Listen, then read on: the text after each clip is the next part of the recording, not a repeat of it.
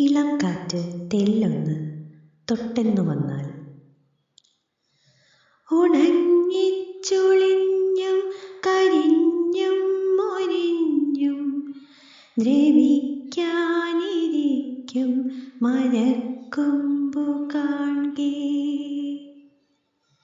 മഴക്കാറു കൊണ്ടു മഴത്തുള്ളി വീണു മരച്ചോട്ടിലെങ്ങോ മഴത്തുള്ളി തൊട്ടു മഴത്തുള്ളി തൊട്ടൊരു മാഹേന്ദ്രജാലം തരിച്ചു തുടിച്ചു മരക്കൊമ്പിലെങ്ങും